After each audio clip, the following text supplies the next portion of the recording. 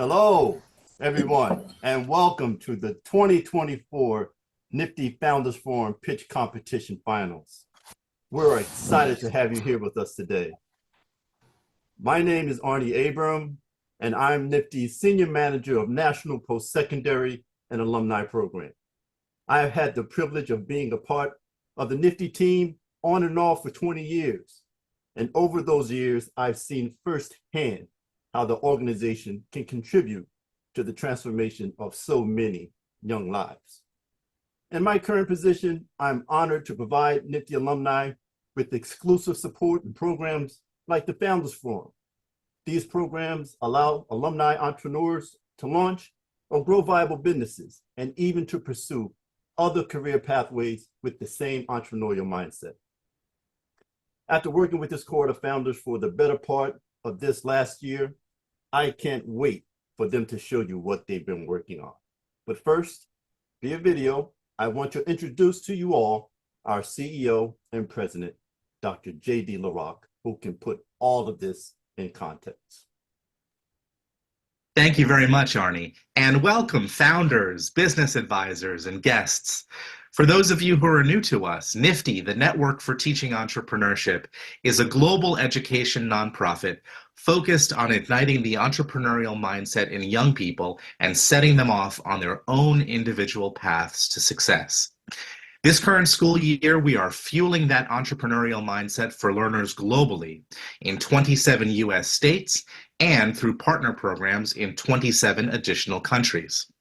Through our Nifty programs, transformation not only occurs for our learners, but also for countless educators, staff, volunteers, and the many individuals and companies who have supported our work for so long.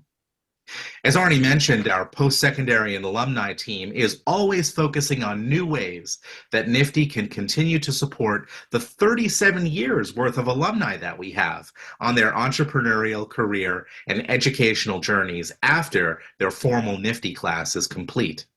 With these programs, we hope to be a bridge between Nifty work and our alumni future work, and to provide resources that they can always come back to, along with referrals to like-minded partners and organizations from which they can continue to learn and grow their businesses. One of the resources that we've built with the generosity of the Citi Foundation, EY, PayPal, SAP, and Intuit is the Founders Forum, the very reason that we are all gathered here today. Now, here to explain the Founders Forum program and to guide us through the competition, please welcome Nifty alumna Vinay Brown. She's the founder of the We Do It For Us network, a member of our 2022 Founders Forum cohort, and now a program and volunteer coordinator for Nifty's South and Southeast regions. Please take advantage of the chat and welcome Vinay Brown. Thank you so much, JD. Hi, everyone. My name is Vinay Brown. I'm a proud Nifty alumni, and I'm so excited to be here with all of you all with this event as your host.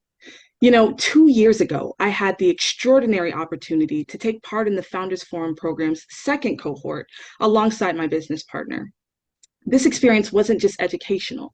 It was a profound journey of self-discovery and growth. The program meticulously laid out the framework for identifying our business's why, what, and how.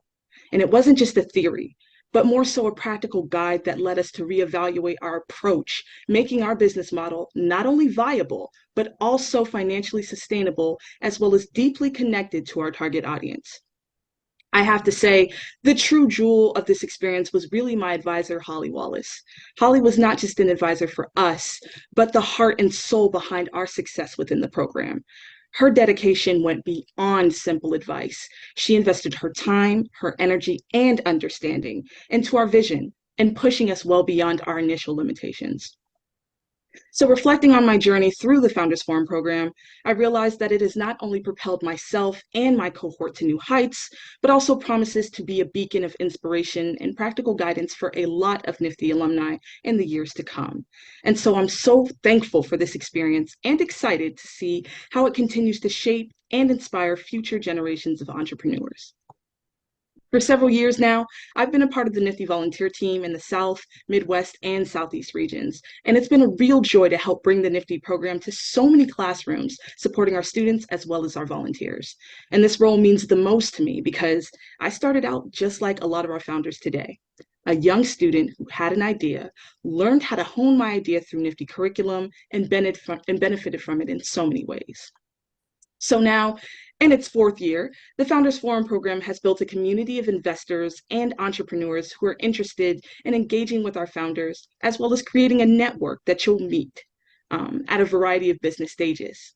And since fall of 2023, the alumni founders that you'll get to meet today have been meeting regularly to identify and work towards specific development milestones tailored toward their individual businesses and their goals.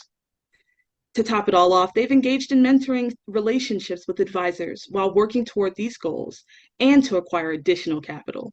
So to get to this point, they've also competed with a variety of required tasks, including writing a 20-plus page business plan and developing a PowerPoint deck that demonstrates the business that they've built and including a pitch for what's needed for them next to succeed. And so this event is going to be divided into two parts. First, the pitch competition. So last week, 10 founders presented their business at a semifinal event. And from that event, the top 3 presenters were determined. Soon, you'll hear from those top 3 pitches presented to a distinguished panel of judges who will then deliberate to determine how they want to award a prize pool of $10,000. Next, while the judges are deliberating, you'll get a chance to listen to the fast pitches of our other founders who are also in the program and learn more about what they're working on. Now, if you hear something you're interested in, please reach out to Arnie in the email you'll see in the chat, and he'll help you get connected with those founders. And then, before our judges return, we'll have the chance to hear from our awesome keynote speaker, serial entrepreneur Diana Dibble of Tripod Coaching and Consulting, as well as Design to Delivery, Inc. Now, personally, I'm looking forward to hearing her advice. And so finally, the judges will then return and will announce the distribution of the $10,000 prize pool. So founders, we know that all of you have put in tremendous amounts of effort to get to this point tonight, and we're super excited to hear about your businesses. Thank you so much for your commitment to this program and for the hard work and perseverance that you've shown throughout these many months. Let's go ahead and review the competition process now. So each founder will have 8.5 minutes to complete their presentation. Our monitor, who will be timing each pitch, will indicate when the time is up. The presenter may choose to take less time than has been provided, but should avoid going over the allotted time frame. From there, our judges will have 4 minutes to ask any questions. And once all 3 founders have presented, the judges will then head into a deliberation room with our monitor to discuss how the funds will be allocated between our finalists. And so, without further ado, let's go ahead and meet our judges. Please don't forget to read their full bios in the event program. First up from EY, we have Anna Harndal, a partner in assurance services based in Austin, Texas. Anna has served clients in many different industries and is actively engaged in the entrepreneurial ecosystem through her role as director of EY's Entrepreneur of the Year Gulf South program. Thank you for joining us, Anna. Next, we are thrilled to welcome Kenya Bryant, Vice President and Program Officer at the City Foundation, who manages key partnerships for the Foundation's Action for Racial Equity, Commitments, and Community Solutions portfolio. Glad to have you with us, Kenya. Our third judge is Kenrick Frazier, the Global Lead for Employee Community Impact and Community Partnerships at PayPal. Kenrick oversees all of PayPal's employee volunteers, many of whom serve as Nifty coaches, speakers, and mentors. It's great to have you with us, Kenny. Our fourth judge representing SAP is Mary Lang. Mary serves as Global Vice President of the SAP Academy, one of SAP's most exciting global training programs. Mary has spent much of her professional life crafting or helping others craft and deliver memorable customer interactions. And so, Mary, your experience with growing businesses and customer relations makes you such a valuable judge today. Thanks for coming. Last but certainly not least, our final judge is Nifty alumnus Cody Chang. Cody is a serial entrepreneur based in New York who is currently running or working on no less than 4 different businesses. Cody's also a member of the inaugural cohort of the Nifty Founders Forum, and so we're super glad to have him back with us today. Welcome, Cody. Can we all take a minute to give our judges a round of applause and show our appreciation for their time in the chat? And with that being said, it's time for our very first founder to present. So let's go ahead and give them control to share their deck. Everyone, please welcome Akin Shayoye of Faderade.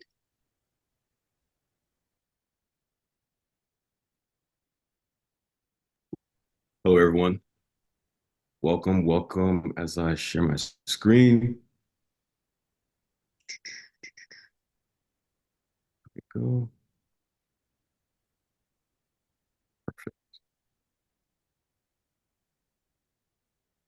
Amazing. Okay, there's a lot to present and little time to do it, so I'll get right into it. If you like coffee, you're gonna get this. Imagine that first sip, sending your dopamine receptors off the charts. It feels like you've got this newfound edge and your productivity is now going to skyrocket. That feeling is what Faderade is what for track and field athletes. My name is Akin, and I'm the founder of Faderade, a sports drink for track and field athletes. Now, up to 44% of athletes in general walk around dehydrated, meaning their cells aren't getting the proper ratio of fluids and nutrients. And in track and field, every millisecond counts towards career success, every millisecond. And what these athletes want above all else is just to be faster. And hydration plays a massive role in that desire. So that means they're losing that basic edge by not being properly hydrated. Yet for some reason, in the past 6 months alone, over 150 million athletes in the US just settled for sugar water and hot plastic. But what if instead, track athletes had their own special drink that gives them the edge to be faster? One that helps them recover during the day, reduces lactic acid buildup in their muscles, improves their stamina during training sessions, and boosts their hydration sustainably. Well, that's what we at Faderade formulated. And I want to emphasize here that our focus is on the sport of track and field, not running as a hobby. Because the sport has its own unique audience and a set of physical and mental demands that we understand and we can address confidently. Now, we're playing in a $6.5 billion sports drink market showing no signs of slowing down. Within this market, roughly 20% are athletes, approximately valued at $1.3 billion. But our wedge into this game is the $221 million obtainable market of NCAA Division II and Division III track and field programs in the US. All these numbers sound juicy, I know, but none of it matters until we've tested to see if this could work, which is something we did. So I'm sitting at home, I'm doing all this research, and I decided to just run a quick Facebook ad, super low tech, no optimizations. And the result? 250 people with high intent to purchase showed interest, meaning they tried putting in their credit card info. And without hesitation, we organized their names and email addresses into a hot list for us to relaunch to later on.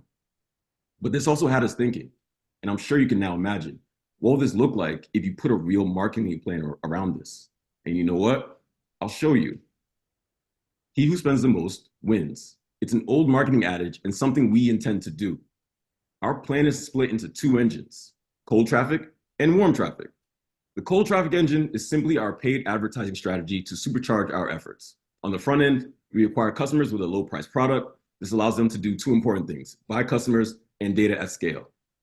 Then sales are made on the back end to cover those acquisition costs. And that's generally Faderade units, upsells, contract orders, and subscriptions.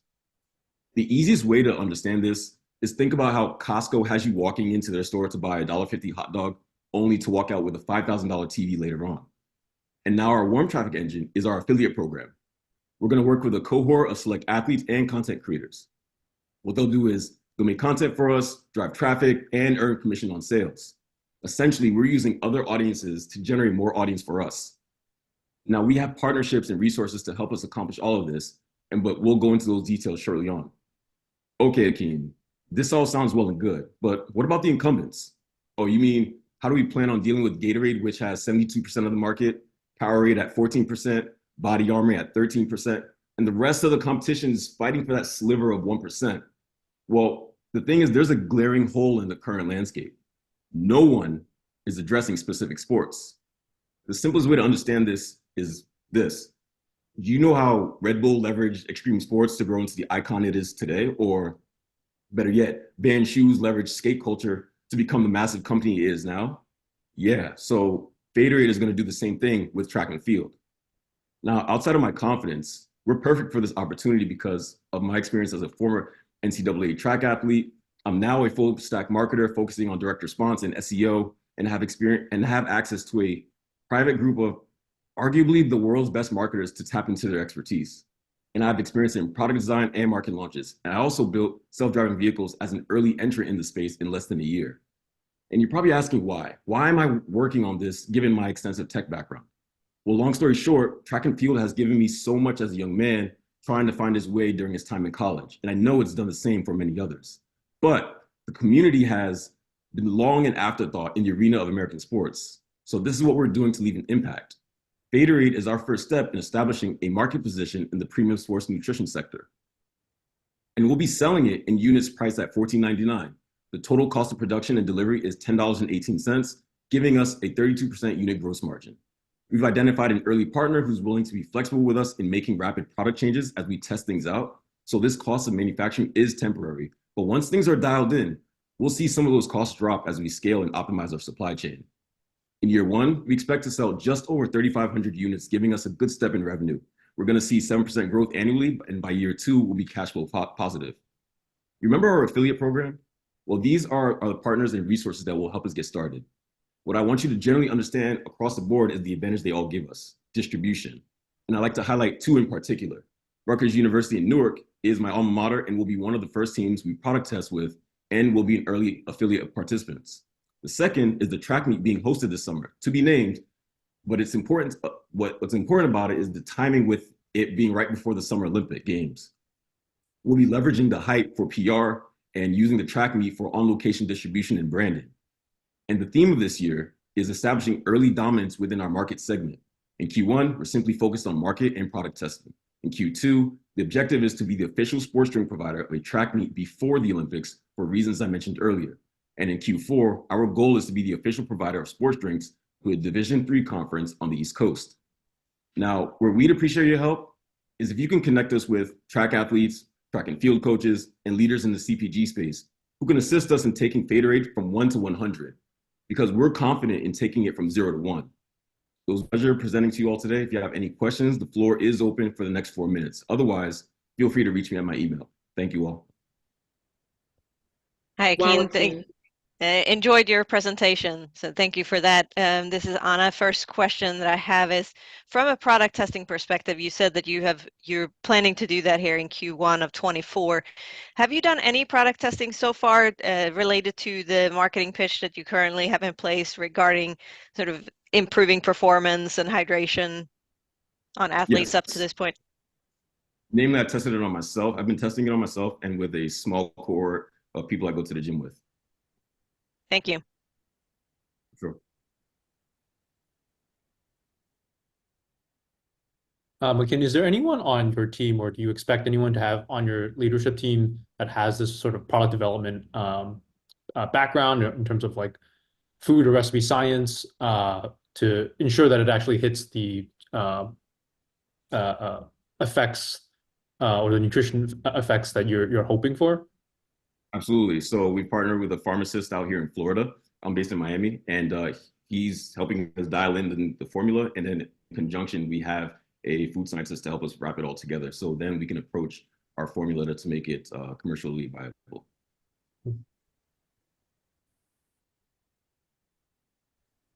And what's your plan from a production perspective? Have you partnered already with someone to help you produce and manufacture the product?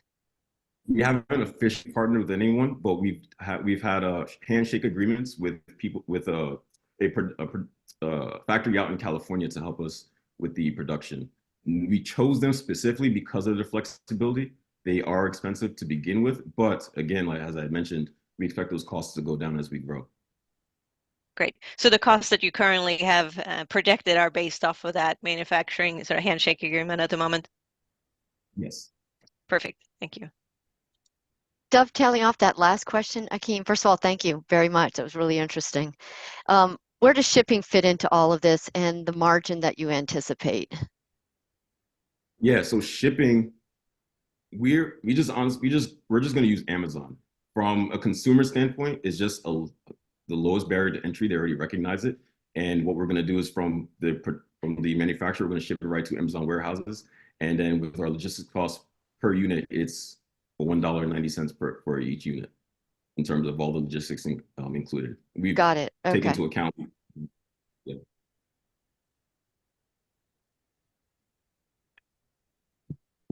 I have another question if no one else has any. Quick question for Please. you. What, I guess, where I got lost a little bit is what makes this unique from, I like how you said Gatorade is sugar water in plastic. Yours is Yes. there for what? Are you in a bottle? Are you less No. sugar? Maybe I missed that part of it. So it's two particular plays here. One is formulation and the other is branding.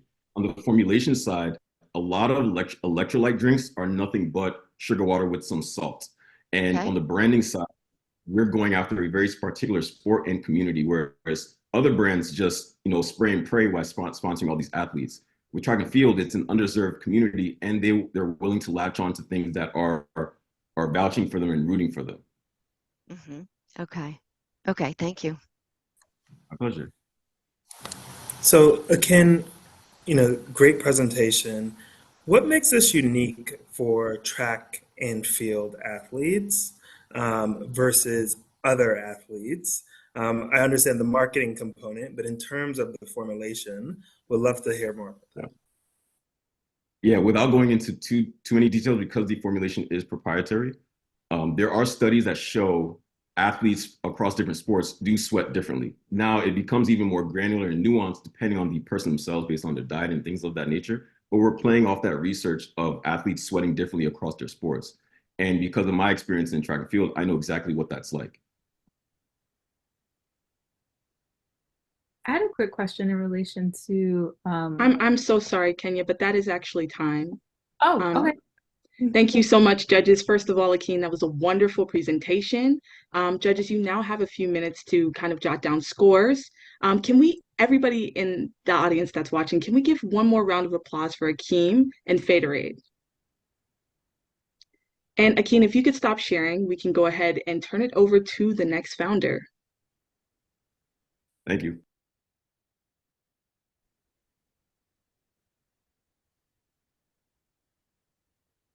Anything y'all hear me okay? We can hear you. Vinesh, just tell me when I can get started. Judges, if you can let me know if you are ready to go, we can allow Jonathan to begin presenting. I'm all set. Yes.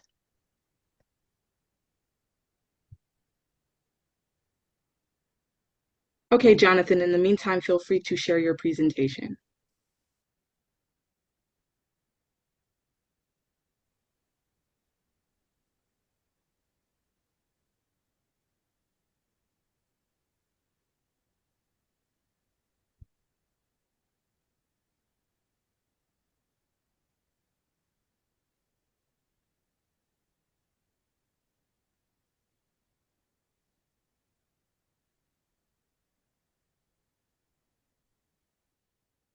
Okay, judges, are we ready?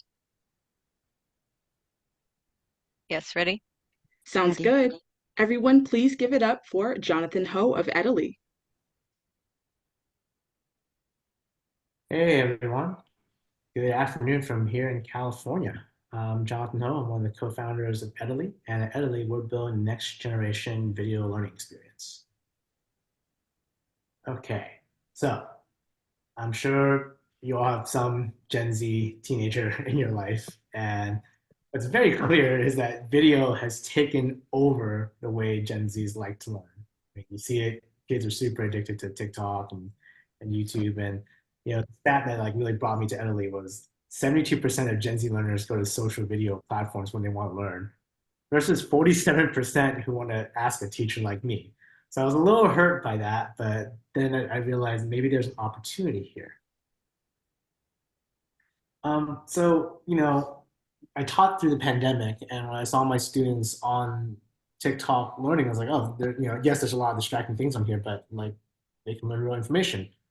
Here's the problem though, like these platforms that Gen Z likes to learn on are not optimal for learning. They lack focus and organization. There's no curriculum or structure. The algorithms that suggest the subsequent videos are geared towards addiction and not learning. And if you talk to some teenagers, they agree. They spend too much time on their phones, they're not really engaged, and there's a desire there to use time a little bit more productively. So, I think there are a couple of key trends that will help you understand how Italy or any edtech player will be operating. Right now, there's an explosion of content, right? There's just more content that you can consume for the rest of your life. And the way you get exposed to that content is algorithmic curation. Videos and content is suggested to you. I'm sure you've all played with ChatGPT in the last year, and what's really crazy in video is Gen AI in video is coming, and in some small sectors, it's already here.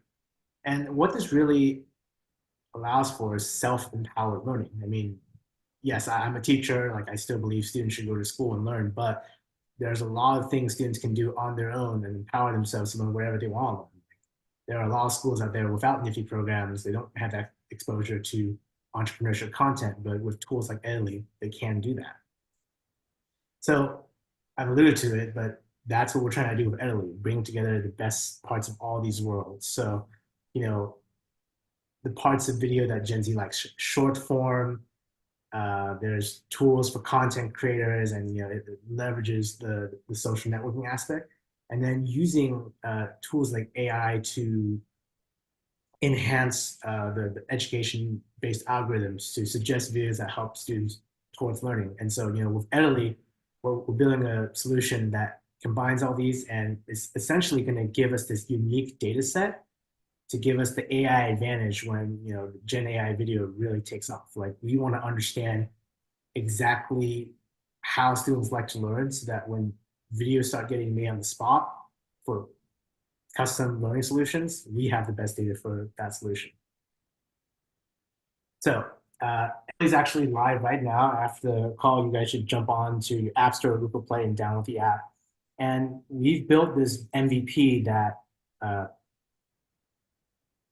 has the features that we believe students like. So first, exploring the learning map. Rather than just have random videos, students can actually see how those videos are related and fit into a greater curriculum. They can still do the infinite scroll like they do on TikTok, but as you see, the videos are tagged so the students can understand what they're looking at. They can join groups and communities, so you can nerd out with someone maybe in a different state who likes the same content you do. And I don't know if you know, but if you ask a Gen Z like what their career choice is going to be, it's the top career choice right now is like content creator, YouTuber. So we're creating a educational yet safe space for students to explore that. We have a pretty killer team. Believe it or not, I'm actually not the business guy. My co-founder Jackson worked in consulting and got an MBA and is a real strategic thinker. I'm actually the education guy. I was in finance, but I spent 7 years in public education, have sort of done everything in the education ecosystem. And we have a great team of engineers here in the States, as well as a marketer, Annie, who is abroad, and a team of advisors who are experts in their own fields. And all this knowledge comes together to support Italy through all the strategic ups and downs.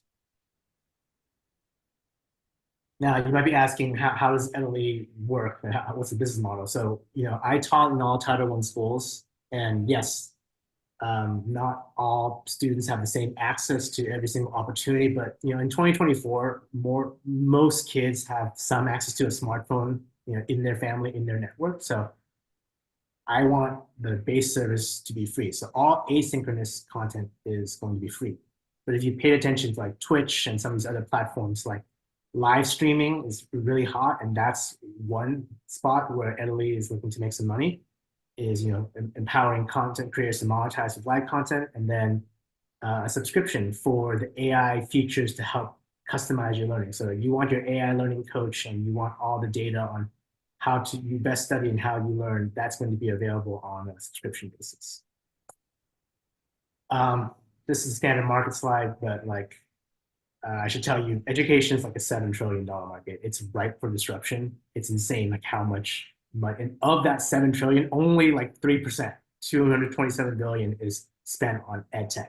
So we've niched down, and we're just focused on the US Gen Z segment of edtech. And even if we can only tap into a small fraction of that market, that is a very viable business for us. And we have a pathway to $100 million annual revenue in 5 years, both top down and bottoms up. Now, how do we compare to the rest of the market? Well, I've already mentioned how Italy is going to be more organized and structured than your social video platforms. But yeah, you might say there's Khan Academy, Coursera, and all these other education platforms. And what I will say is a lot of students start these courses and don't really finish them because they're not fun. They're not really catered to the students, learning style and engagement needs. So we're trying to be the best of both education and social engagement. We've been focusing a lot on building this sort of two-sided marketplace. And the first step was cold calling, literally cold DMing content creators, bumping into them at events. And we have partnerships with over 50 creators with 15 million followers across chemistry, entrepreneurship, and financial literacy. So these are some of the creators we've worked with. The biggest one's probably Chemical Kim. And then, we've been in just trying to learn as much as possible with pilots. So we've done pilots in chemistry classes, and we've worked with awesome programs like NFTE and Project Echo to bring entrepreneurship and financial literacy content to classrooms across the country. So, we're in this really exciting the start of our growth stage. Got a minute left.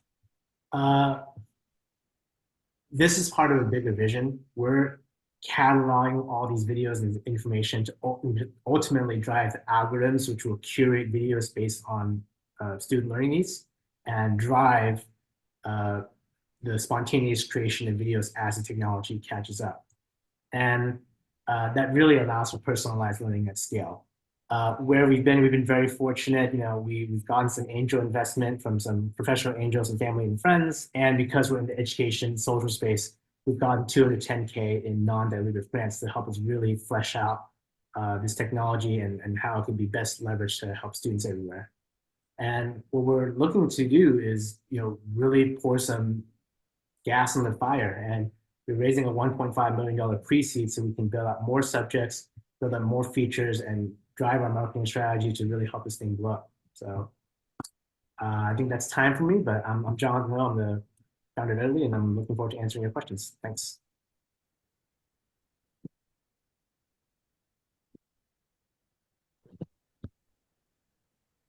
Hi, Jonathan. Thank you for a great presentation. First question is on just the content and vetting content creators. How do you go about doing that now to make sure that you keep the integrity of the platform and that you have the right content in your platform, especially with live streaming? Yeah, it's a great question. We're basically doing things that are not sustainable now, which is like everything's human moderated. Like, I'm personally vetting everything, and we develop a relationship of trust with the best content creators to do that. And we haven't quite solved the live stream problem, but in terms of where the solution could be, algorithms and AI are getting better. If we can train, AI to basically analyze the semantics, you basically take a video and then you get all the speech from that video and you can analyze the text from that speech. And then it's really easy to flag for like misinformation, inappropriate content. So I think we can solve, it's never going to be like the single source of truth, but think like Wikipedia through community moderation, as well as some basic algorithms, you can actually get a lot of the major issues out of it. So work in progress. Okay, great. Thank you. Jonathan, is the vision to have the students interact with each other in some subgroups or whatever it might be in a sort of a virtual classroom? Or is it going to be only a one-way push from the video to the student? Yeah, I mean, the community features are relatively new, and that still has to be fleshed out because there's a lot of LMSs. So students already have their virtual classrooms, but I do think it's really hard for you to find someone who's not in your network to nerd out about. And so we are developing like chem class and entrepreneurship class. So like teacher moderators, students will be able to interact with each other about the content. Thank you. I'm understanding that there are tracks or subjects you can follow based on the tags that you've shared.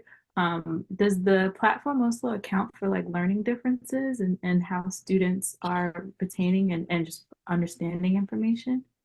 Absolutely. I mean, there's a lot of research done on learning science. So yeah, we have not only the content, but if I did a product demo, we would show you like on a single subject, like for example, chemistry, we had visual. So here's like the experiment, but then here's an explanation, like someone talking about it, and here's like a sample problem. And then for entrepreneurship, we even have like case studies, like here's the information, and then here's advice. I think a lot of issues happen because, when people say, oh, when you're learning about business, it's all advice. And it's like, well, that's actually really helpful. You just have to know it's advice and it's not objective information. So we do a really good job of delineating that so that students know what's what. Thank Thank you, Jonathan. This is a great presentation, and I'm seeing that you're aiming to reach a large segment of the market, which is excellent. And I see about $144 million in annual revenue from bottom up, and another 140 million from top down annual revenue.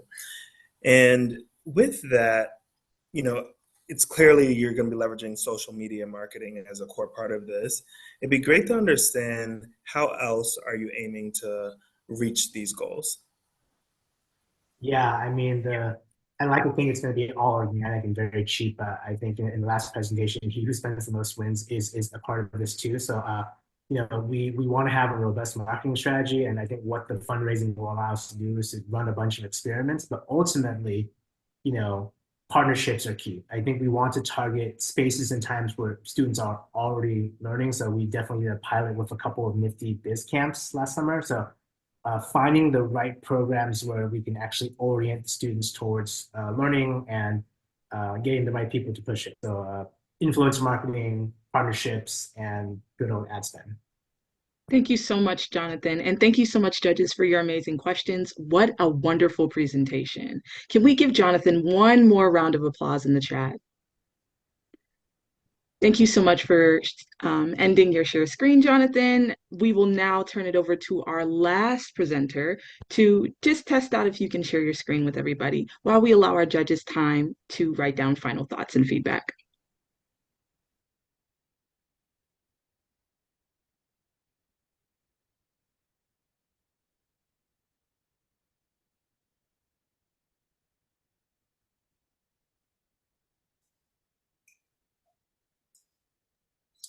And judges, please go ahead and let me know when you are finished with your feedback and scoring so we can allow our last founder to take it away. I'm all set.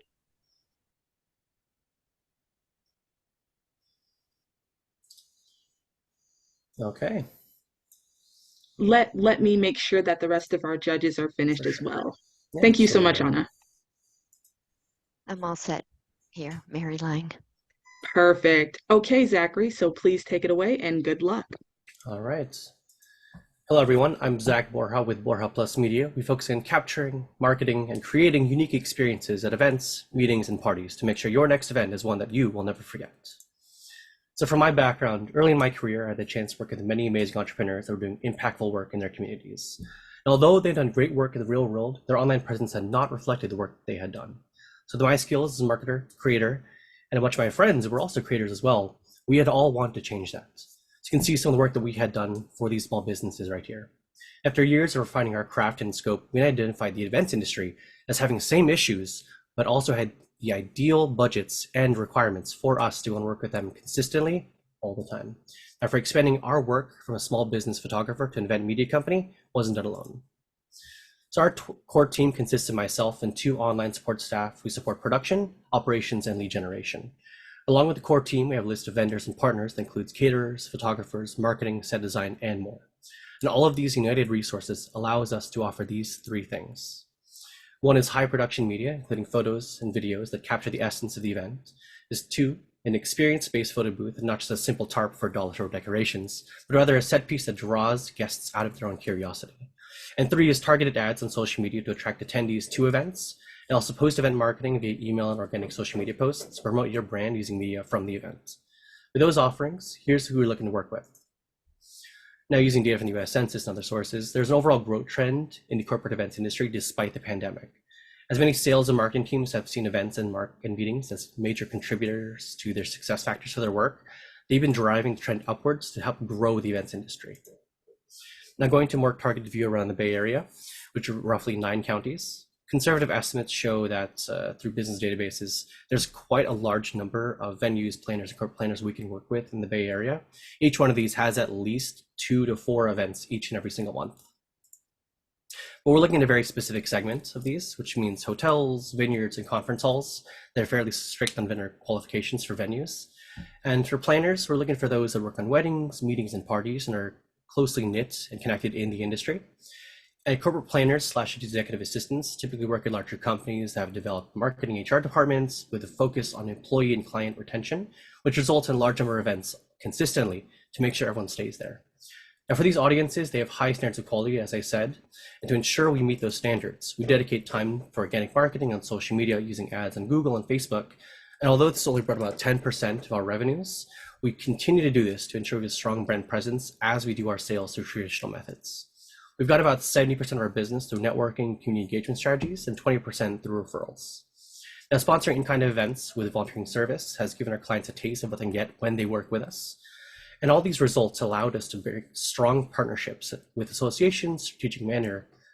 This allowed us to work with like chambers of commerce, planning associations like MPI, luxury meetings, and chambers of commerce in our local area. Each one of these provides us with contact lists, direct referrals, business listings for like SEO and social media boosts, and a variety of events for us to network at and also cover with our services. And these partnerships have allowed us to get different clients such as DoorDash, Black Girls Code, Chase, and even Nifty. And something for competition side is we speak to a lot of our clientele and during our pitches. The reason we stand out is primarily our cost, the quality and number of offerings that others have not been able to offer. With our background as a marketing company, we're able to go and offer marketing services to our planners and also uniquely stylized photo booths from some of our set designers in the past. Now, based on a questionnaire from some of our planning partners, planners spend an average about 10% of their budgets on media capture and 30% on marketing. If it's a corporate event internally, all that 30% is allocated towards experience on site as well as media capture. And a typical event for us is a 2-hour event photo booking for $1,000. And each event, each hour afterwards is $300 additional. And we currently employ our contractors and partners with $300 to $700 per event, depending on the service and the length of the event. And photo booths, we'll employ contract-based employees at $25 an hour. And marketing services is $1,200 with all the ad spend and the service fees included.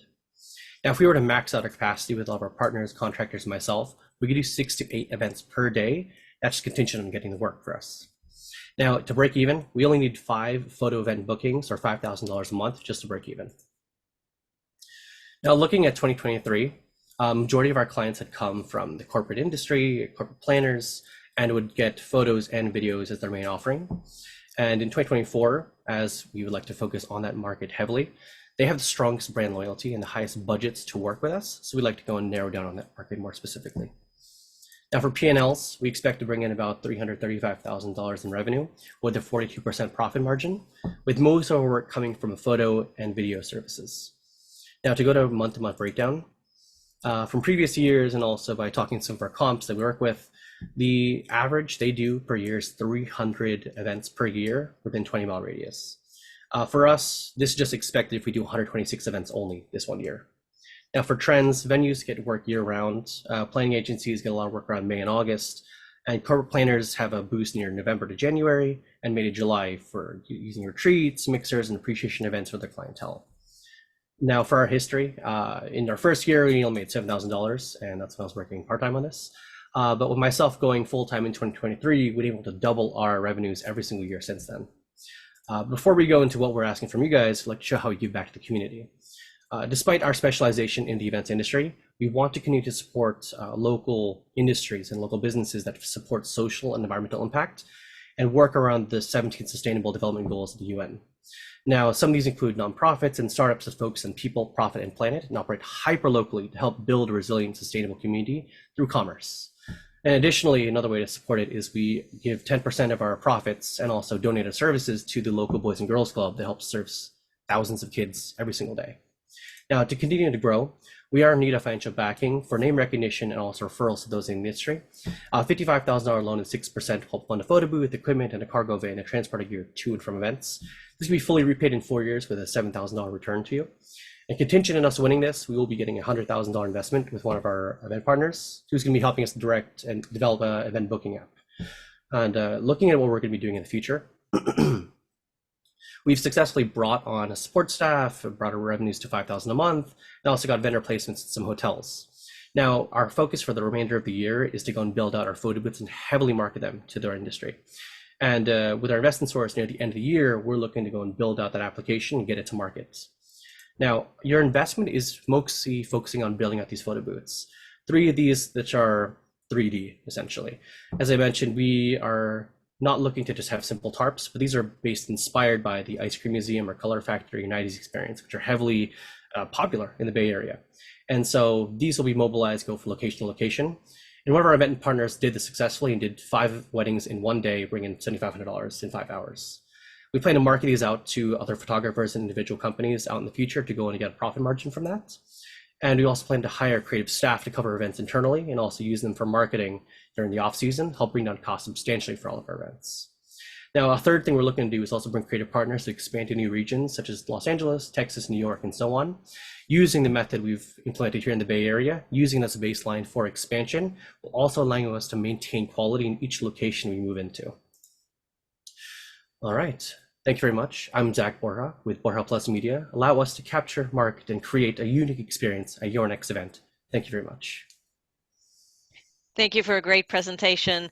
First question was I was very fascinated and excited about your expected growth for the year. You said you were at about 64,000, I believe, for 2023, and you're expecting 335, I believe, for 2024. So do you mind expanding a little bit on how you plan to grow at that significant clip for 24? Yeah, so in 2023, I believe we only did about 40 events that year and that got us to 64,000. And so this year, everything goes well, we are going to be doing about 126 to 140 events this one year. And it helps to go and invest ourselves into staff, which I mentioned we hired. And so it's allowed me to offload some of work from just doing day-to-day production to go and focus on sales and building the strategic partnerships with a lot of our planners. And so it's essentially just a lot more opportunity for us to go and sell and grow exponentially. And is that based on just your local growth, or is that also building in the market expansion? So this is just with local growth. So Okay, great. like I said, we operate in East Bay, and if everything goes well, operating in East Bay and San Francisco, we will be reaching this margin. Perfect. Thank you. Zach, love the photo booths. Those are very cool. Yeah. What do you charge for one of those, number one? And then number two, how can you do a video for $2,000? I've hired a ton of video creators at SAP to build short videos, and they are nowhere near 2,000. So maybe expand a bit on that. Yeah, so this right here is our starting prices, actually, if I can get to that page right there. So these are starting prices. Okay. If we go to our website and look at our pitch decks, all this is starting prices. Like for event photos, it's $1,000 per like a 2-hour slot. Every hour afterwards is $300, right? For event videos, it's $2,000. And if they wanted more add-ons, for example, music, drone, for example, additional add-ons to the video, it's going to go up in price. And the starting price of 2,000 gets people in, they get interested. And of course, everybody always asks for more. And this allowed us to go and get our margins to about 3,000 per video, 4,000 per video.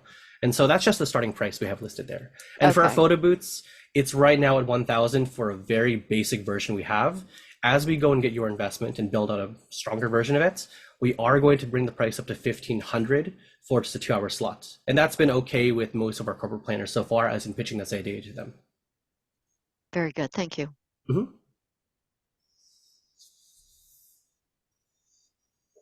Right. Great, Zach. Thank you for your presentation. I was going to ask you if you do weddings, and then transitioned into my actual question was around the nonprofit piece that you mentioned. I thought that was pretty unique to what you've shared. How did you all come about selecting the Boys and Girls Club, and is there interest or appetite? Like, how do you choose the avenue by which you give back? Sure. So one, we do weddings. We typically refer most of our weddings to one of our different partners. I try not to focus on those. I try to focus on the corporate side specifically, but I have done quite a few for many of my friends. So if you consider me a friend, maybe I'll do a wedding if you have anybody you know. The second thing is for nonprofits. The Boys and Girls Club was actually one of the first nonprofits that did a recurring job with us. And so I do try to give back to them as much as I can, go to all their events, support them as much as I can. And my background was in education before. And so I worked with so many different kids, just a variety of them from K through 12. And so I want to ensure that kids of the future are having the best opportunity they can. And so that's where I'd like to put our funding towards. And if there's another organization we met with in a different region, I would happily go and be glad to invest in them. Thank you so much, Zach, for a wonderful presentation, and thank you, judges, for your incredible questions. At this time, Zach, if you could stop sharing, that would be great so we can go back to the main presentation. And if everybody in the chat can give one more healthy round of applause for Zach of Borja Plus. Judges, you can now take this time to go ahead and make any final notes and scoring. And everyone, while the judges are making their final notes, I want to remind everyone that in just a moment, you'll hear from the remaining founders during our fast pitch. Our founders are super excited to be sharing their business ideas with you all, so please stay tuned. And judges, you now have the absolute tough task of allocating the prize pool of $10,000 to our finalists. Your decision is going to be based off of the information that was just presented, but we also want to remind you that you can also utilize their more detailed documents that were sent to you ahead of time for a more informed decision. At this time, judges, we ask that you leave the Zoom room with our monitor to go to the other link we've provided you. Thank you so much, and we'll see you in just a bit. So now it's time to hear from the rest of our founders and learn about their cool business ideas in our 1-minute fast pitch round. Order of presentation was selected using a randomizer, and so audience, since we're not able to hear your clapping but see it, please give our founders some love and encouragement in the chat. Alrighty, here we go. Hi, my name is Miosha. I'm from Harlem, New York, and I'm the founder of Read It and Leave It.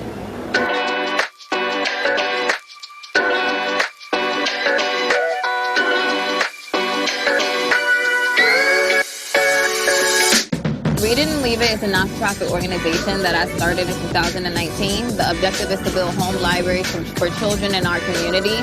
Why? Because it really started, I saw my son's friends, whenever he would have a play date, they don't have like any books in their homes. They don't have home libraries at all, and it's something that I wanted to fix.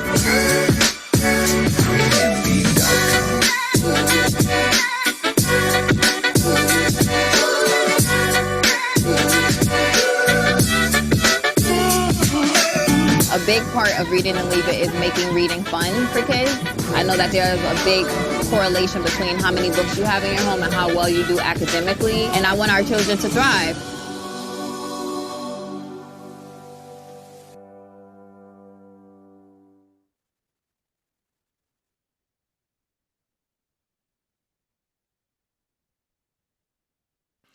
Hello everyone, my name is Jorge and I'm the CEO of Zucchini. Zucchini is a brand for those who seek to express their Islamic culture and faith in grace and in style. We specialize in Islamic themed jewelry, catering to young Muslim women in the USA and UK who seek to embody their faith elegantly through jewelry and home decor. At Zucchini, our commitment to quality and affordability empowers women to stylishly express their faith, enhancing their spiritual connection without breaking the bank. Zucchini, where grace, style, and devotion seamlessly come together. And if you want to learn more about our brand and see what type of product we sell, I highly encourage you to visit our website at zucchini.com.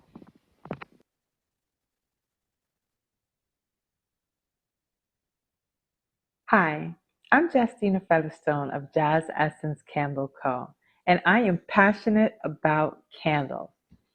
The reason why I chose my market for dessert candles is because this is a niche that's needed in the industry. I love making dessert candles that look like blueberry pies and chocolate-covered strawberry cupcakes. I feel like I'm serving my community and filling a need, bringing sustainable products to the marketplace.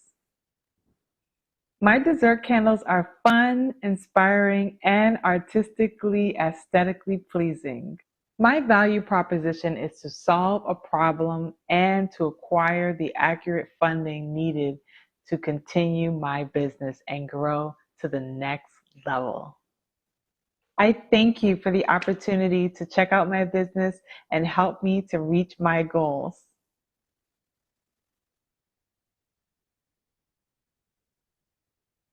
Hi, this is Kevin Rodriguez, president and founder of Mortgage Today. We're an independent mortgage brokerage working with 180 lenders to help entrepreneurs just like yourself get access to cash to purchase real estate. Whether you're a first-time home buyer or you're an investor, we have the right products to help entrepreneurs and business owners, and we provide non-conventional loans in order to help them because traditional banks today don't have the right products. We offer bank statement loans, P&L loans, profit and loss loans, even no FICO score loans. There's always a product that we have and we can help everybody. That's our goal, to help you and other families across the country build wealth.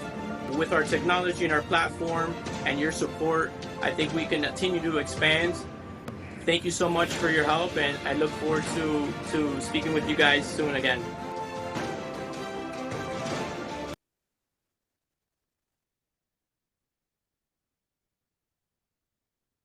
Enslaved Africans were brought to America over 400 years ago.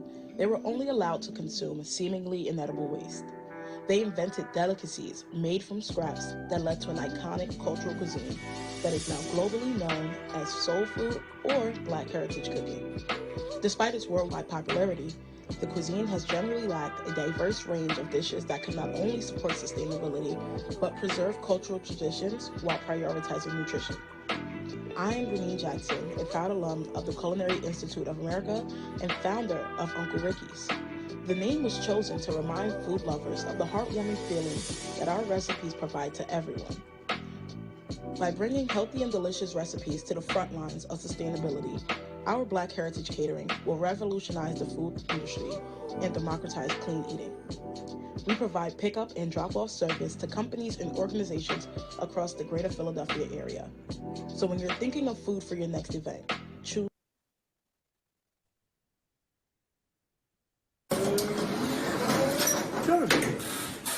Hey everybody, it's your boy, Farley Digital, owner and creator of Wealthy Hoarder, a brand new marketplace where you can buy and collect toys, even sell them. Here at Wealthy Hoarder, we take pride in having a product guarantee that you get the best bang for your buck. Not only that, we ensure that your product gets to you safely and securely. And we go through a vigorous process of making sure that the products that you get is what you see with our new innovative video verification through our app. You need to check that out, by the way. Also, here at Wealthy Hoarder, we don't just have good products. We have high quality products, such as these, and even these. Now, with that being said, our launch, come one, come all, come everyone, and check out Wealthy Hoarder. I guarantee you, you'll come away with something.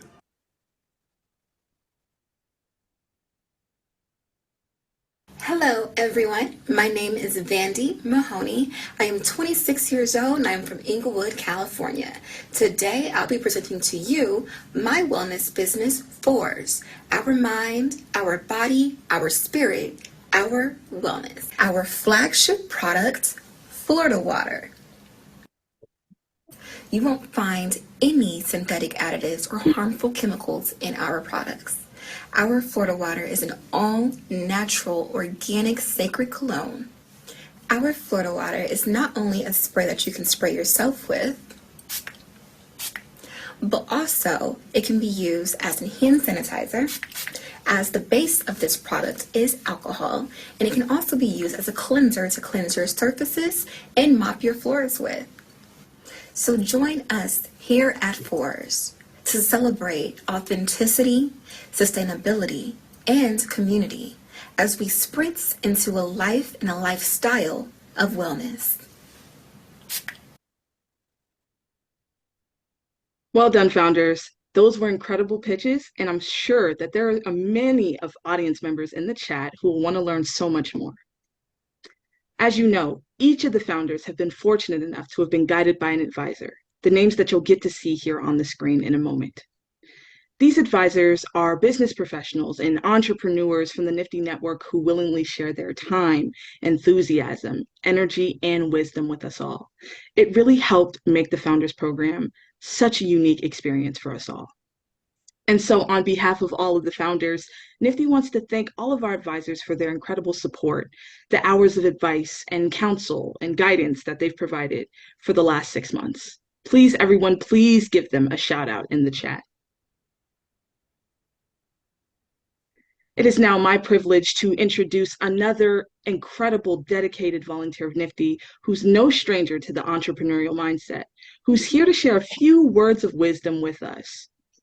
Diana Dibble is the CEO of Tripod Coaching and Consulting LLC, as well as president and co-founder of Design to Delivery, Inc.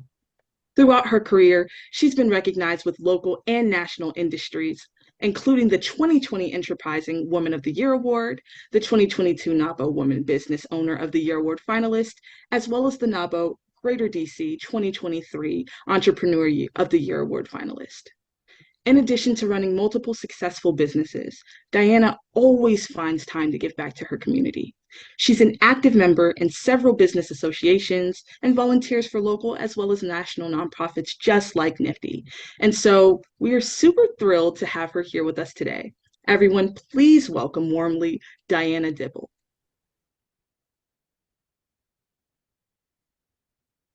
So I'm going to do something that's probably a little bit different than what you all are used to. You're fired.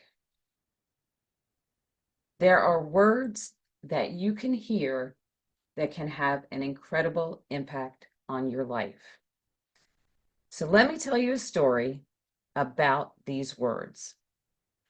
I was working for a company as an executive director of business development, and I was really successful at it. On a Friday afternoon, I got called into the owner's office, and he informed me that I was being fired. It was totally unexpected, given the fact that I was working on a proposal for a $125 million contract, which I did win, by the way, after I was fired. But I left the office and I went on a golf trip that I had already planned for that weekend. By Sunday, I started to panic. I was unemployed.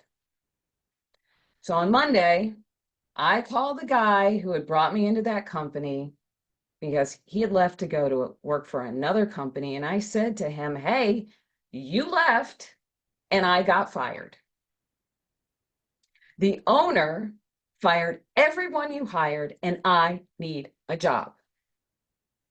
You know what he said to me? He said, I can't hire you as an employee, but I can hire you as a consultant. So on Friday, I was an employee. And on Monday, I was a business owner. And the funny thing is that I never wanted to own a business because it comes with too much responsibility. And in fact, 2 years before that, before this happened, I was working for a different company and the CFO had come to me and said, project for you. And I'm going to pay you as a 1099. And I was like, why are you paying me as a 1099? And he said, this is going to be seed money for your business. And I was like, nope, I am not interested in that. It's a lot of work. It's too much responsibility, especially if you have employees. But you know what? I did take the $1,500 that he offered me and I did the project, but I didn't think anything of it again until that fateful Friday. You know, most businesses start with an idea, and that idea morphs into a vision and then a mission. And from there, a plan is developed. And then the brave step is taken so the business becomes a reality. I didn't start a business because I had some great idea or some grand vision or mission. I did it because I had a mortgage to pay. But it turns out I was good at it. I had a lot of relationships that I developed throughout my business development career, and I leveraged those relationships into clients. But I didn't know much about running a business. Although I had the opportunity to basically run a government division for a company I worked for. But you know what I did have? I knew how to ask questions and seek help from other business owners, and some of those business owners became my mentors. I became an expert in the field, and I was often asked to be an employee by my clients. And one day I said yes to one of them because running a business is not easy. You not only provide the products and services, but you have to market your company, send out invoices, chase people to pay those invoices, and it's a lot of work. But little did I know that that yes was going to change my life in ways that I could have never imagined. So it was at this company that I met a woman named Molly Gimmel. And Molly and I talked about starting a business to provide services to companies who wanted to be government contractors. But I hesitated. I had already been a business owner and I wasn't so sure I wanted to do it again. But Molly was like, I am doing this with or without you. So I thought about it and I decided that saying no was going to be the dumbest mistake I could ever make. Now, ironically, I made that decision on a Friday. The following Sunday, we met with her father, who is a business attorney, to draw up the paperwork. He filed it on Monday, and at 10 minutes to 5 p.m. on that Monday, she and I resigned from our jobs. Full circle, a Friday and a Monday, except this time it was my decision. That Monday was September 10th, 2001. Yep, the day before 9/11. But because of the events on 9/11, our new company was positioned to help businesses get into government contracting. We had a vision, we had a mission, we had a plan, and we took the brave step to leave our jobs to start Design to Delivery, Inc. Our plan was to provide outstanding services and have enough time to do things like go to the movies and go shopping. We didn't want office space and we didn't want to hire employees. Well, guess what? By February, we had office space, and by May, we had hired 3 additional employees. We grew fast and life was good. And that changed when the recession hit and our largest customer went out of business, owing us almost $250,000. We were looking at potentially going out of business. But we learned 2 important characteristics of an entrepreneur: resilience and how to pivot. So we took closing the business off the table and decided to change our customer niche to the federal government instead of federal government contractors. And wait until you hear what happened next. We started winning government contracts, and then we won a really big one. We went from almost closing to earning $10 million in annual revenues. We had 100 employees in multiple states.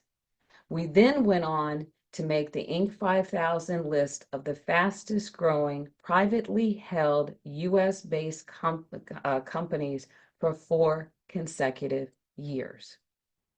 We did not give up on Design to Delivery, and this is the result of that. We kept at it, and here we are, more than 22 years later, still in business and still business partners. So riding high on that success, we decided to start a second business. Why not? Well, that didn't work out so well, and we closed it 3 years later, but it didn't deter us. Failure is an opportunity to learn if you allow it to be. And right after that, we started another business that is still in operations today, and we weren't done. Molly decided that she wanted to write a book about leadership and start a business around it. My passion is in business operations, which most people hate to do. But for 2 decades, I focused my time on building Design to Delivery's business operations infrastructure. The company's foundation is rock solid. And in my spare time, I was coaching a group of small business owners and helping companies with their business operations oh crap moments. That's one of my superpowers. And I said one day I would start a business around it. I just didn't have a timeline for it until, now really wait until you hear what happened next. In November 2021, I was diagnosed with 2 brain tumors. Now, believe me when I say I did not have that on my bingo card. I had surgery on one of the tumors in December 2021. I met with the neurosurgeon and I said to him, so how long am I going to be out? And he said, about 3 weeks. And I was like, can we say 5 weeks? I haven't had a vacation for years. Well, those 3 weeks became 6.5 months. Because I found out that I was going to have radiation treatment. But fortunately, D2D's infrastructure was strong. That was my responsibility. And right after I had surgery, I said, something good is going to have to come from this diagnosis. It was time to start my business operations company and bring my idea, my vision, my mission to life. So 9 months after having surgery and 3 months after finishing radiation treatments, Tripod Coaching and Consulting was formed. I was brave enough to finally start it, and I did it at a time that I probably should have been focusing on something else like my recovery, but it had to come to fruition. My goal is to help companies build a strong foundation so they can have a solid company. And it's to help them with planning for the what if.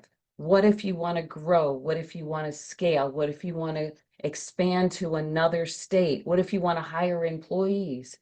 But what if you have something like what happened to me? But it doesn't have to be that. It could be, what if you want to get another degree or go to Bali for a month? There's a lot of what ifs. And having a strong infrastructure and planning for these what ifs will allow you the flexibility to do these things. You know, I didn't have an infrastructure when I started my first business. It was successful, but I wonder what it could have become if I had had that kind of an infrastructure. I didn't have an organization like NFTE when I was young. Young entrepreneurs are so lucky. What they are learning is not only influencing them, but the companies that they are working on will have an impact on the business world. And I am so, so impressed with the young entrepreneurs that I have come in contact with since I started volunteering for NFTE. You all are amazing. You will make an impact on the world. And even if it's a small thing in the eyes of other people, it's huge in my eyes. The bravery that you all exhibit by deciding that you want to have a business and you want to bring your idea and your vision and your mission to life, that is one of the bravest things that I think that someone can do, and not everybody can do it. And I'm going to tell you, it's not going to be easy, but it will be worthwhile in the long run, even if it doesn't always seem like it. My advice to you is to be open to asking questions and asking for help. You won't know how to do everything. I know I didn't. I still don't. I know a lot more than I used to. So make sure you have a group of individuals that you can go to and ask things in a safe space. You might not want to implement everything that they recommend, but you know, it might be something that you might want to do at another point in time. But the one thing I will tell you is focusing only on money and not on your dream will be counterproductive.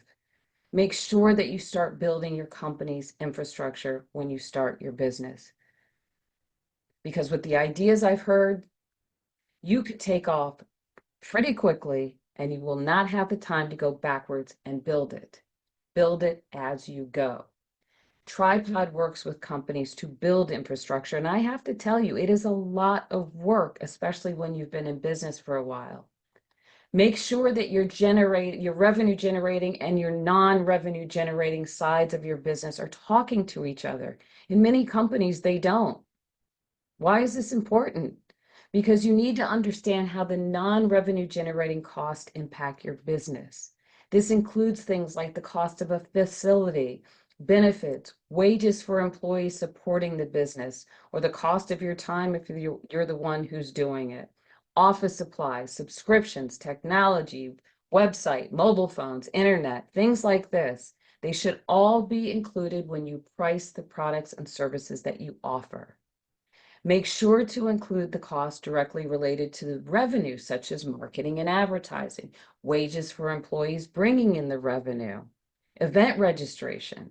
And don't forget owner's pay when you develop your pricing. You need to be included too. This is very important. And if you don't do this, then your company is at risk because the revenue can't support all the business costs if it's not included in your pricing. And I get calls from potential clients who are facing this very issue. Put in place your tripod, which is what my company is named after. I have been talking about this for decades. Your tripod is your accountant, your banker, your attorney, and that's your business attorney. And later on, when you have employees, your employment attorney and your trademark attorney. A trademark attorney may seem like a big upfront cost, but it's cheaper than getting a cease and desist letter and then having to rebrand your company. Then sitting on top of your tripod is your insurance broker for your general liability, errors and omissions, health and life insurance, and also your financial planner. Don't wait to start planning for retirement. It will come at you faster than you realize. Trust me, I'm looking at 60 years old this year, and it seemed like just a second ago it was 1996 and I was starting my first business. When you have a strong tripod, and these are people, not industries. Note I said a banker, not a bank. These are people who you can have with you as trusted advisors to provide input into your company, to make sure that you are protected, that your accounting is correct, and that you can get any financing that you may need, not just now, but in the future. They will help you ensure that your company is laying the groundwork for doing all of this. You have a business idea, but you don't have to start it around the vision and mission that you have right now. Today might not be the right time to start it. It may be tomorrow, it may be the next day, or you may decide to do something totally different. Or you may decide that you don't want to own a business. I didn't have a dream to start a business, and certainly not my first business. Looking backwards, though, my dream was something else. I wanted to buy my dance school and keep it running. I'm actually a classically trained ballerina with an undergraduate degree in musical theater. I figured a bank wouldn't give a loan to a dancer with a dream, but they would to an MBA with a plan.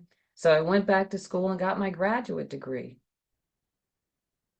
Ultimately, that dream never happened, but it set me on the path that I'm on today, and I do not regret it. I went from being a reluctant to a serial entrepreneur.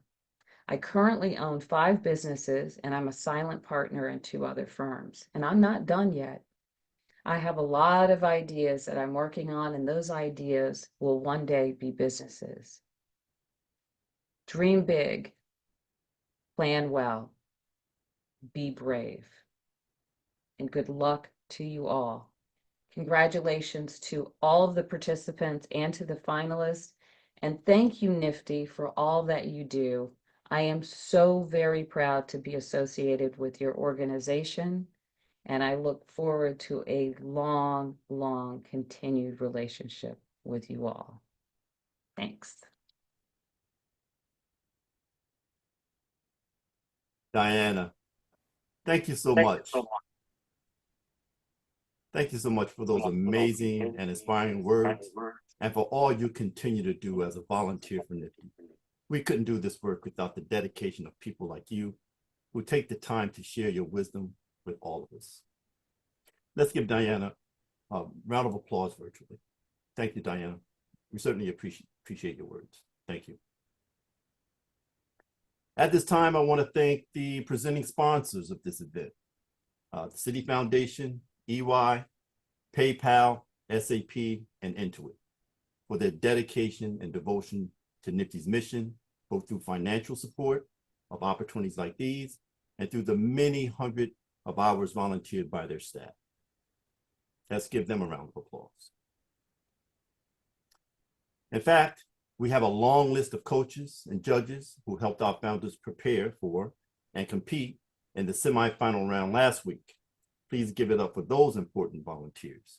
We couldn't do it without you. Thank you so much. I would also like to extend my thanks to the audience who are joining us from all over the country, all over the world. We have some international viewers this evening. Your presence, even virtually, demonstrates your passion for entrepreneurship education and your support of NFTE's mission to fuel the next generation with tools to activate their entrepreneurial mindset. We're so excited to share this passion with you. You have also heard that the Founders Forum is a cornerstone program for our alumni, and it's something that we want to grow year after year. But we can't do it without the help of our sponsors and the volunteers that facilitate the success of the program. So if you're interested in joining us to build the Founders Forum, you can click on the links in the chat. One link will lead you to a donation form in support of our work.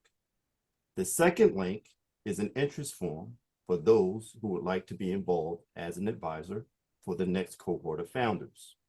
Also, my email address is listed in the chat box for any question that you may have. So please consider being a part of the Founders Forum program. And finally, none of this would be possible without the focus and dedication of these NFTE alumni who have put in the hard work necessary to change, adapt, and grow their businesses. Please join me in applauding our founders and wish them well, both now and in their future endeavors. With that, I'll now yield the floor back to our host, Vinay Brown. Thank you, Vinay. Thank you, Arnie. Just like you said, this event is just the culmination of so much work from all of our founders. And I know firsthand that it isn't easy to look closely and critically at your own business, to make strategic decisions.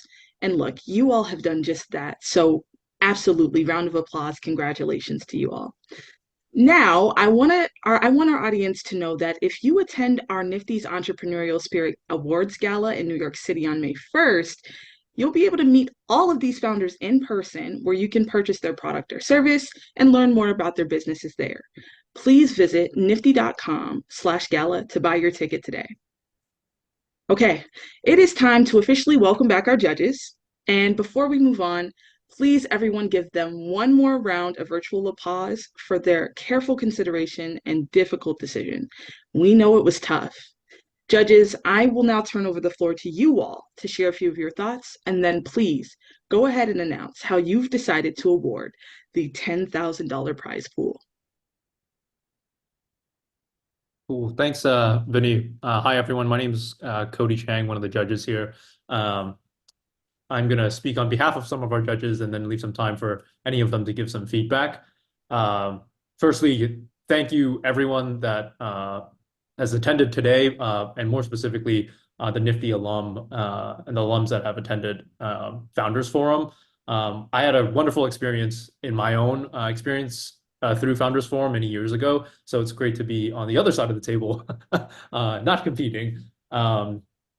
With that, all of us judges had sort of our own philosophy and when we were going through the rubric. And so the number one sort of criteria that we looked at was clarity between the clarity of articulation between the product and also the execution of the in marketing. And so with that, we sort of split the $10,000 into three portions: 5,000, 3,000, and then 2,000. With that, the $5,000 prize we wanted to award to Borgia Plus, the $3,000 to Edley, and then the $2,000 to Faderade. And then some of the thinking again was some of the clarity and communication of what the product was, how it would be executed, and then some of the growth opportunities. So yeah, let me pause there and allow my other fellow judges to share in. Yeah, thank you so much to all the founders that presented today. It was very exciting to hear your products that you're bringing to market, and just want to say that I look forward to seeing them all in the market and try them out.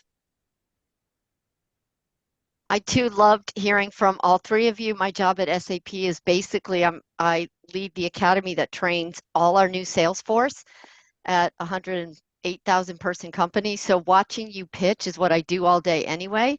And I was super impressed by how you did it, the enthusiasm and belief you had behind your product. And I wish you nothing but great success in the future. Delighted to be part of your journey. Same. Outstanding job to all of the founders, from the presentations to thinking about how you developed your business strategy. Keep up the great work, and looking forward to seeing all of your businesses come into fruition and taking to the next level.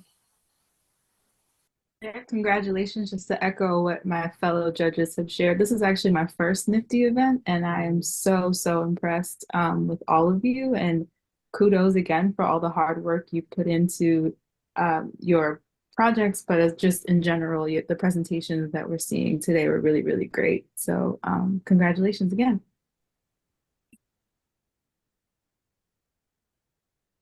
Thank you, judges, and congratulations, Zachary, for receiving the largest portion of the prize pool. Do you have anything you'd like to say to the judges or about this experience? Thank you, all of you, for being here, participating in this, and Arnie for leading us, of course, every single day to make sure we did our jobs. I will say, Arnie, man, I was the last to go submit a lot of things, but you made sure I did my job and got me here today. So I appreciate you, man, for everything you've done. Jonathan, Akin, man, you guys got some awesome businesses. Hey, let me know if you need some help. I'm glad to be there for you to help you out as much as I can. All the judges, thank you so much for being here to be a part of this and volunteer your time to NFTE. As someone who's gone through NFTE, in the entrepreneur program in high school and now as a founder, your support means everything. So I appreciate all of your time. And I'm looking forward to going and scaling my business, coming back here and being in the position that you are in today. So thank you so much. You're very welcome, Zachary. Let's have one last virtual round of applause for our finalists, the other founders and their advisors, our inspiring keynote speaker, Diana Dibble, these incredible judges, and of course, our amazing host, NFTE's very own Vinay Brown. Thank you so much. Let's give them all a round of applause. So let's close by once again thanking our presenting sponsors, the City Foundation, EY, PayPal, SAP, and Intuit. This event would not be possible without you. Audience, thank you for your time, your attention, and please do contact me via the link you see in the chat if you would like to be involved with the next Founders Forum program. Again, thank you for your attendance. Goodbye and good night.